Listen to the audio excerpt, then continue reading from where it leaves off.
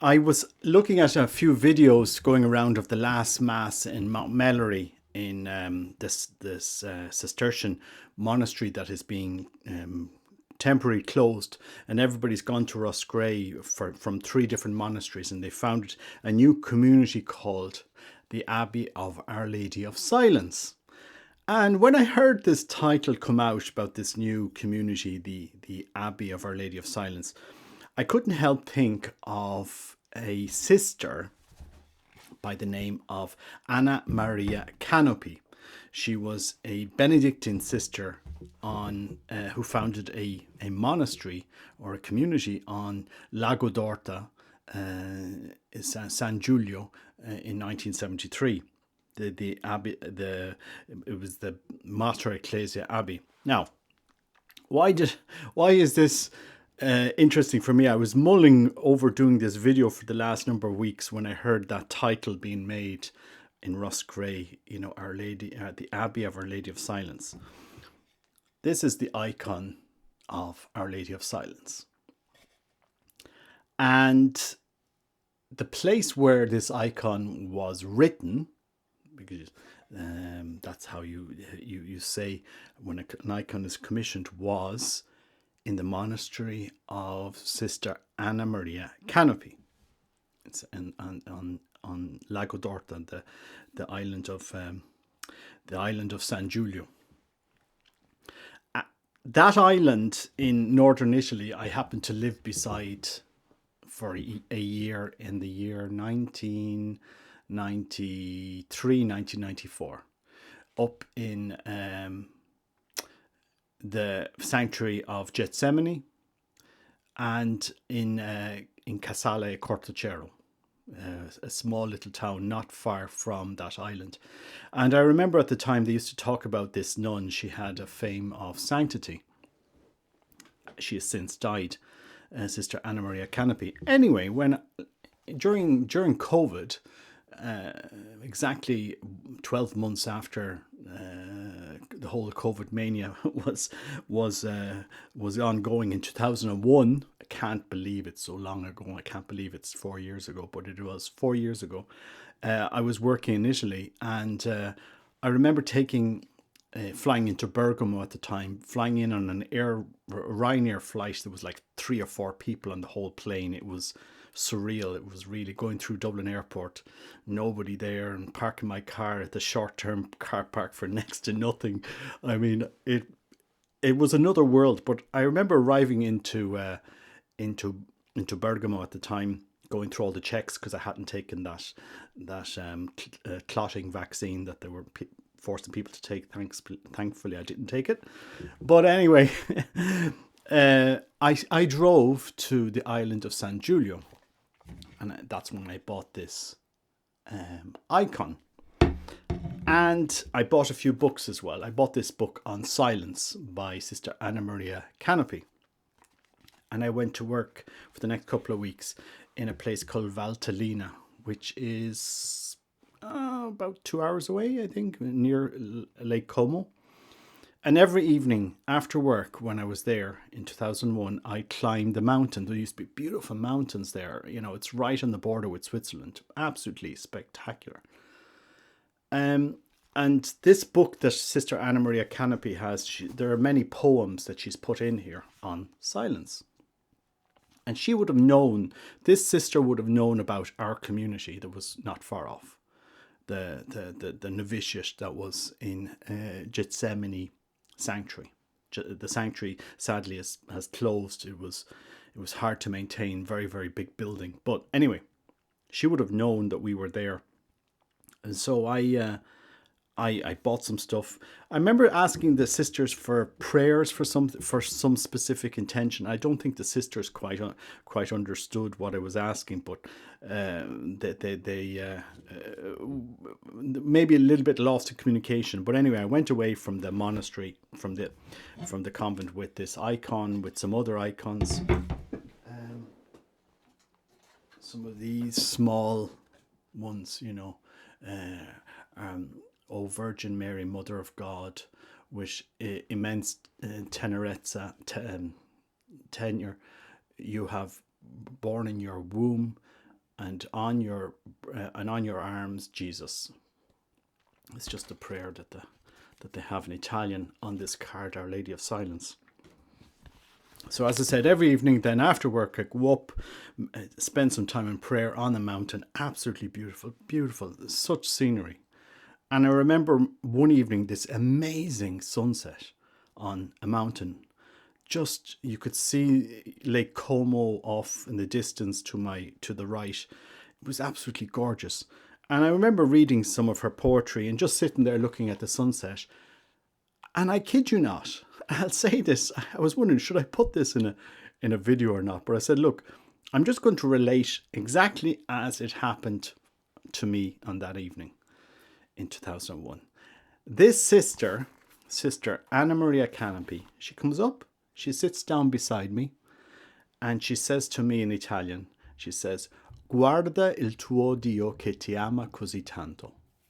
Look at your God that loves you so much. Now, I didn't see any picture of God, but I definitely had the emotion of being in front of God. You know, this sunset, this light, this heaven. It felt really like you were brought up to heaven. I didn't see him, but that's what she said when she came and she sat down beside me, and that was it. Gone.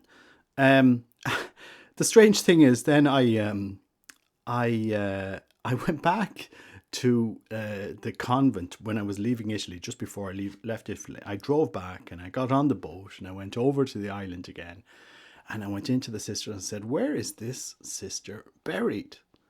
I didn't tell them what happened, but I said, "Where is she buried?" And they said, "No, she's buried in a cemetery there on the mainland, not on the island. This is an island on a lake." So she's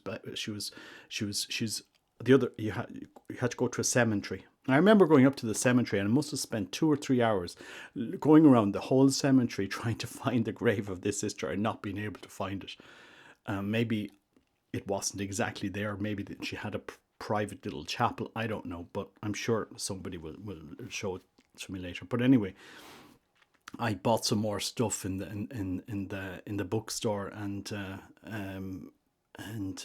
anyway, this is what I ended up brought home that I find very beautiful: Our Lady of Silence.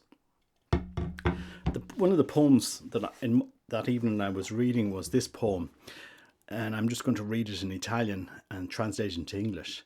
Il silenzio è molto più del semplice non parlare. Silence is a lot more than simply not speaking. È un fisionomia interiore. It is an interior fisionomia. È qualcosa che dà il tono. It is something that gives the tone a tutta la vita monastica, to all monastic life, in cui la povertà, in which poverty, obedience, and service hanno il calore, they have the calor, il volto del silenzio, the face of silence. E la preghiera è la sostanza del silenzio, and prayer is the substance of silence. Infatti, che cos'è la preghiera? Indeed, what is prayer? Se non anteporre Dio. If it's not putting in front God, anteporre Dio, a fare tacere l'idolo, to quieten the idol, which is che è proprio io, which is actually me. Well, it's a very interesting poem, you know, because sometimes we create idols of ourselves, you know, and really we have to quieten this in order to place ourselves in front of God, you know. It's nearly like that prayer, "Lord Jesus Christ, Son of God, have mercy on me, a sinner." Kyrie Jesu Christe outou teu eleison me ton amartalon, in Greek. That prayer that the hesychasts will pray, you know, in order to really bring the consciousness of who we are in front of the God who created us. But going back to Our Lady of Silence, because now we have an abbey of Our Lady of Silence, and I thought this has to be some more than just a coincidence. This generation, the newer generations today, are yearning for the sacred. They're yearning for something greater than everything that they've left behind. And if I could give one tip to the monks in the Abbey of Our Lady of Silence, bring back our sacred traditions, sacred liturgy, sacred prayer, the Latin, the Mass as it was in 1962. This isn't about dividing the church, but you have plenty of time to break it open and to, so that people can go to somewhere which is, otherworldly. I mean, there's monasteries growing, young monasteries growing all over the world that are offering this liturgy for a reason. Offer it. Do the office, the monastic office, in Latin. You will find that it will intrigue people. There's this priest, not Australian, Austrian priest that's on Channel 5 now. He's a hermit in Italy sometime. And this hermit, he put up a video on YouTube a few years ago of himself building a chapel and saying the traditional Latin Mass. You can see the altar cards and everything. This is a young Austrian priest. And now this English channel, Channel 5, is going to have to do a documentary on this priest. There's something about this tradition that goes back hundreds of years that people are yearning for. They're looking for this. Our washed down 1970s liturgy isn't engaging the modern world.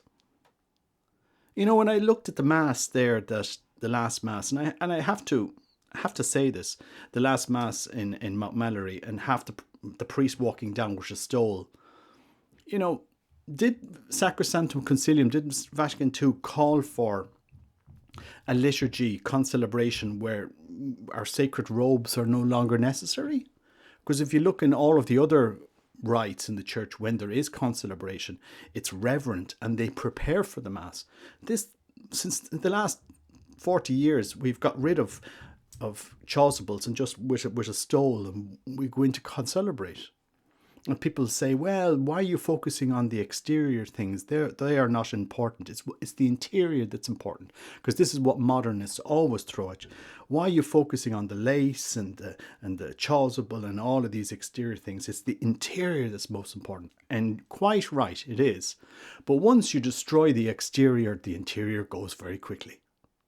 And that's what's happened in the church. By not taking care of our exterior, the exterior aspects of our worship, no faith, no vocations, no monastery. And we see this spread across Ireland, that we have dumbed down our liturgy so much it doesn't engage anybody. The next generation doesn't know what it is. And you see synodal reports, I'm bored at Mass. We have to make the Mass more entertaining. This actually came out. And so, this monastic monastery, Our Lady of Silence, you have an opportunity to engage this modern world with your monastic history. As far as I'm aware, the Cistercians, were a reform from the Benedictines. And yet I often wonder, in Ireland, has monasticism lost its way? The core of monastic life is union with God. And anybody that goes to a monastery is looking for experts in union with God to lead them on that path to union with God. That's it. And to be able to say a traditional Latin Mass without dividing the church, without any divisions, without going against Vatican II or anything like this, but you will capture the mind and the imagination of many young today that say, I want to understand this language. I want to understand this ritual, this rite, these symbols. What does it mean? because many people don't understand, you know. But anyway, that's just my thoughts, and I just thought it was fascinating that they. I just thought it was fascinating that they've chosen the name of Our Lady of Silence, the monastery of Our Lady of Silence. It's interesting that this icon has been, this title has been chosen. There is a sanctuary in Italy called the Sanctuary of Our Lady of Silence, and they commissioned this icon with the sisters in the Mater Ecclesia on Lago d'Orta.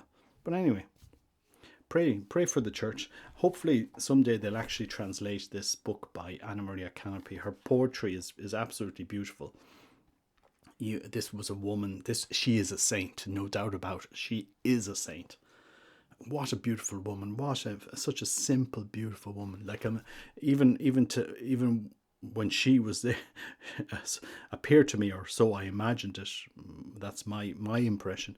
Almost like this Mother Teresa figure, and guarda il tuo Dio che ti ama così tanto. Look at your God that loves you so much.